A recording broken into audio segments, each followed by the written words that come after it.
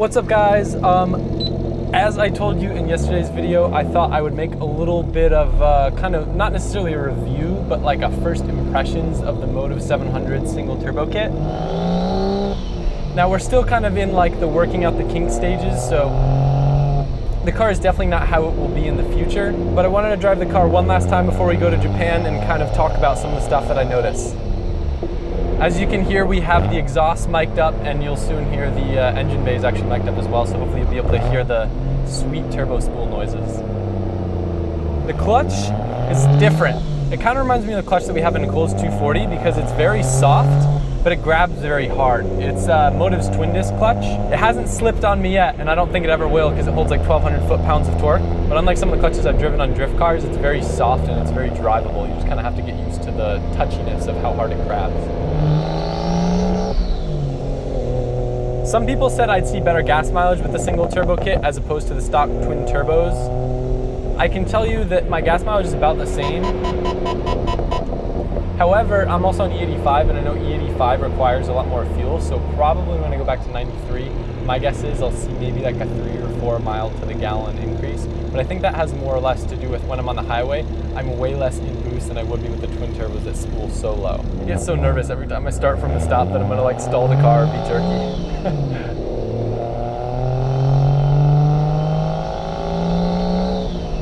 Right now, probably the only thing I'd say I'm not super crazy about with this car is the spool. So right now we're at around 3,000 RPMs and I'll step on it. And it kind of starts reaching like full spool around 4,500 RPMs. However, I talked to Motiv, and Jake from Motiv thinks that he'll be able to tune this car a little bit differently with timing and something to do with the cams, and he truly believes that he can get the turbo to reach full spool by 3,500 RPMs. And I'm sure he can. I've seen a lot of their dyno curves and I've seen their dyno videos. He just lives pretty far away, and it would have been difficult to do a remote tune last minute before I left for Japan, so I believe him and PSI are gonna get together and try to like tweak the car and just kind of fine tune it a little bit while I'm gone, and I should see a lot quicker spool.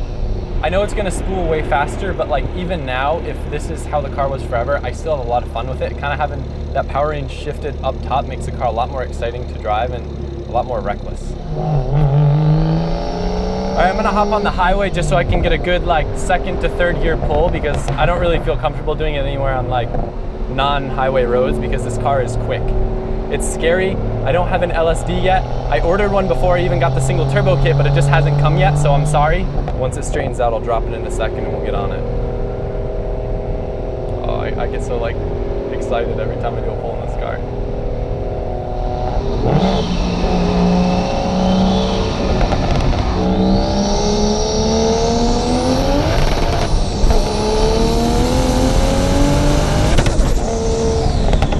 Oh my God.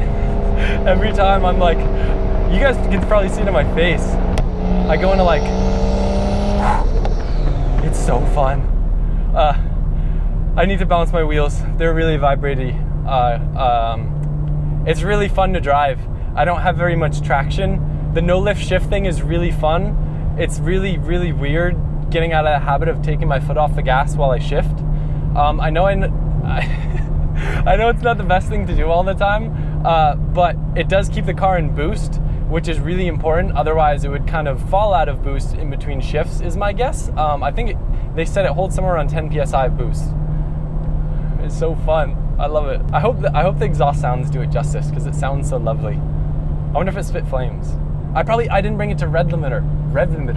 I have to bring it to rev limiter if I want to make a flame. I also noticed after the switch to the single turbo, my oil temps dropped around probably like 30 degrees just with normal driving. And I think from what I've been explained to, that has something to do with not having all that oil just kind of being like held up in the twin turbos, because it is such kind of like a place where the oil just circulates and gets very hot, where with a single it flows much more freely, and I'm not constantly in boost like I am with the twins.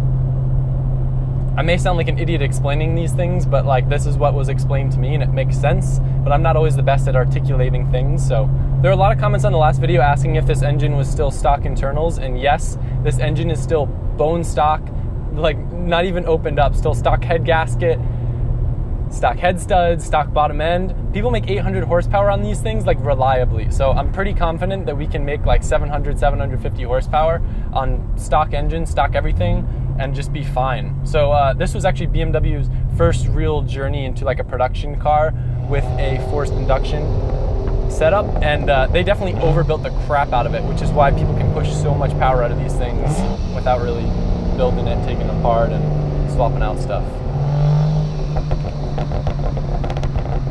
The burble setting on the MHD thing is kind of fun too. I like the burbles. The fuel system still needs some tweaking. Right now the port injection kit that I have, I was told I need a return setup for it and we'll be able to hold pressure a little bit better, allowing us to add more fuel, allowing us to make more power. Why do you need more power in this? Well, it grips pretty well, and I don't have an LSD yet or grippy tires, so I think it'll actually be able to put the power to the ground somehow, which I didn't think. Like, I thought at like 500 I'd be spinning all over the place. Like, the car actually hooks pretty well. While we're waiting to find the next spot where I can safely do a pull, I'd like to give a huge shout out to Movement Watches for sponsoring this video. They've been the longest outstanding sponsor on this channel, and a lot of stuff that we do could not be possible without them. They have a large collection of really stylish watches that are simple, affordable, and have also started making a lot of nice sunglasses as well. Nicole really likes their women's stuff.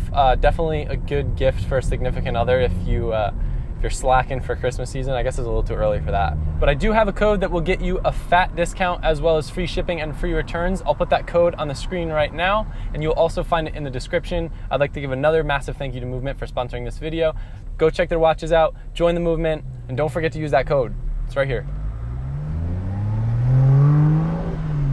Do you notice how much this car sounds like a Jay-Z?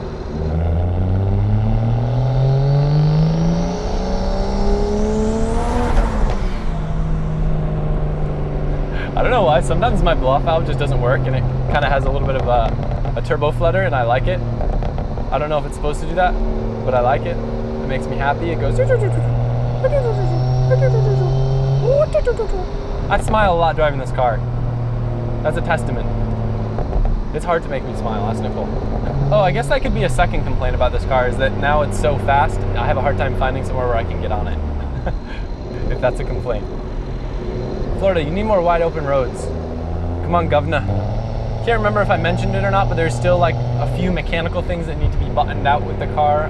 So while I'm gone, I'm actually dropping off the car at PSI right now in Winter Park, and they're gonna kind of go over everything, make sure everything's okay, and there's a few things that need to be replaced. Like I said, the fuel system needs to be tweaked. I think my throttle body is going bad because it keeps getting stuck and doing weird stuff. I need a kill switch so I can turn off the port injection when I'm not on E85. Right now I just have to go under there and disconnect the ground. Not the biggest deal, but just like, you know, the little luxuries of life. Like air conditioning. The system's not charged right now. It's a little warm, not gonna lie. Overall, in terms of throttle response, I do notice that with the single, it feels a lot more responsive. With the twins, I used to take my foot off the gas and the car would still kind of keep going. And I guess the factory like wastegates did a bunch of weird stuff that kind of like held boost in and just made the car feel really funky, where it feels a lot like, I wouldn't say a lot like, but more like an older car now, where you actually feel more connected to the car. So I do really enjoy that. Hey Chris, come hop in real quick. I want to do one more pull for the video.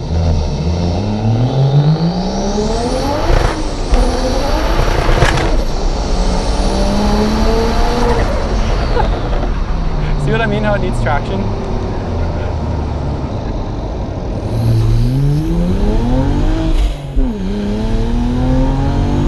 Oh, 60. Oh, I got to 60 a little bit before I said that. We'll run out of gas really quick if we do that too much. It sounds cool though, right?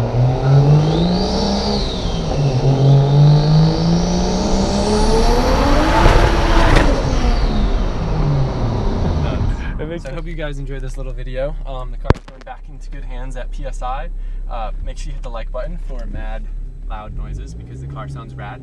And let me know if there's any other stuff that you want me to talk about, because I'll probably make a video once the car gets tuned again and feels a bit different. Again? Yeah. Cool. Thank you.